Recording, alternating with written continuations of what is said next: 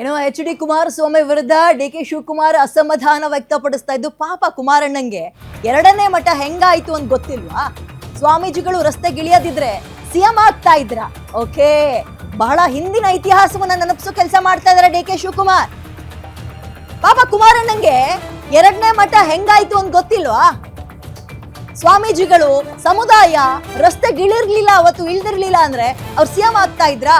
Okay, ಇದು ದೇವೇಗೌಡರದೊಂದು. ಇನ್ನೊಂದ್ಸಲ ಕುಮಾರಸ್ವಾಮಿ ಅವ್ರ ಬಗ್ಗೆ ಇತ್ತೀಚಿನ ಬೆಳವಣಿಗೆಯನ್ನ ಗಮನಿಸೋಣ ನಾವು.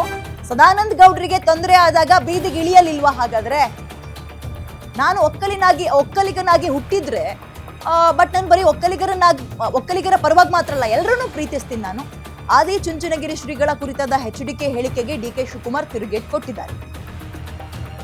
ನಾನು ಯಾವುದೇ ಸ್ವಾಮೀಜಿಗಳನ್ನ ಬಳಸ್ಕೊಂಡಿಲ್ಲ,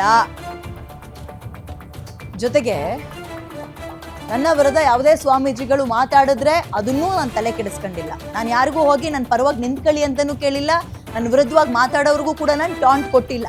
ಯಾವುದೇ ಮಟ್ಟದ ಶ್ರೀಗಳಿಗೂ ನನ್ನ ಬಗ್ಗೆ ಮಾತನಾಡಕ್ ನಾನು ಹೇಳಿಲ್ಲ, ಇನ್ಫ್ಲೂಯೆನ್ಸ್ ತಗೊಂಡಿಲ್ಲ ನಾನು ಹಿಂಗಂತ ಬೆಂಗಳೂರಿನಲ್ಲಿ DCM DK ಶಿವಕುಮಾರ್ ಸ್ಪಷ್ಟನೆ ಕೊಟ್ಟಿದ್ದಾರೆ.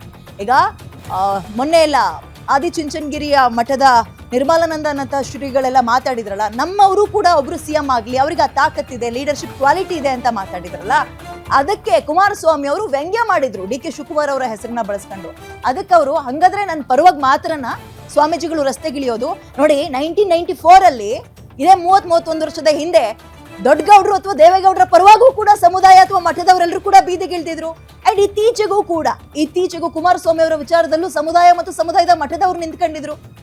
ಹಂಗಿದ್ದಾಗ ನನ್ನೊಬ್ಬನ್ನ ಯಾಕೆ ಡಿಫ್ರೆನ್ಶಿಯೇಟ್ ಮಾಡ್ತೀರಿ? ಇದು DK ಶಿವಕುಮಾರ್ ಅವರ ವಾದ. ಧ್ವನಿ ಎತ್ತಿದ್ದಕ್ಕೆ ಸ್ವಾಮೀಜಿ ನಡೆ ಬಗ್ಗೆ ಕುಮಾರಸ್ವಾಮಿ ಆಕ್ಷೇಪ ವ್ಯಕ್ತಪಡಿಸಿದ್ದಾರೆ. ಹೌದಾ?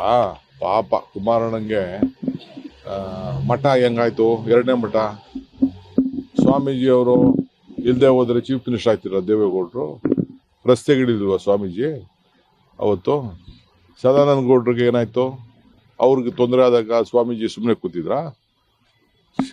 ಕೆಲವು ಸಂದರ್ಭದಲ್ಲಿ ಕೆಲವ್ರು ಮಾತಾಡ್ತಾರೆ. ಈಗ ನಾನು ಬೇರೆ ಸ್ವಾಮಿಗಳು ಮಾತಾಡಿದ್ರಪ್ಪ, ಅದನ್ನ ಬೇಜಾರು ಮಾಡ್ಕೋಬೇಕಾಗ್ತದಾ? ಈಗ ನಾನು ಕೇಳಿದ್ದೀನಾ? ನಾನು ಯಾವ ಸ್ವಾಮೀಜಿನ ಬೆಂಬಲ ಕೇಳಿಲ್ಲ.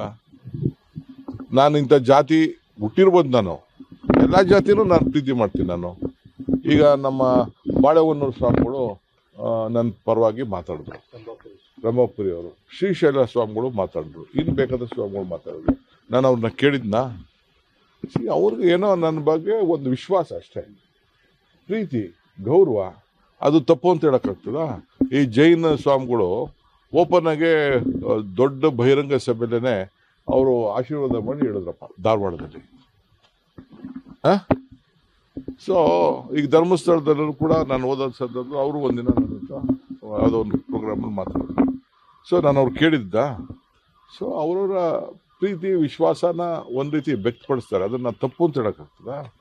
ಇವರೇನ ಬಿಡಿ, ಅವರು ವಿಶ್ವಮಾನವರು, ಕೇಂದ್ರ ಸಚಿವರನ್ನ ಭೇಟಿ ಅದಲ್ಲ, ಬಹಳ ದೊಡ್ಡವರು. ಅವ್ರಿಗೆ ಯಾರ ಆಶೀರ್ವಾದನೂ ಬೇಡ ಅವ್ರಿಗೆ. ಅವರು ಮಠ ಯಾವತ್ತೂ ಉಪಯೋಗಿಸ್ಕೊಳ್ಳಿಲ್ಲ, ಒಕ್ಕಲಿಗರ ಸಂಘ ಉಪಯೋಗಿಸ್ಕೊಳ್ಳಿಲ್ಲ, ಜಾತಿ ಉಪಯೋಗಿಸ್ಕೊಳ್ಳಿ, ಅವರೆಲ್ಲ ಬಹಳ ದೊಡ್ಡವರು.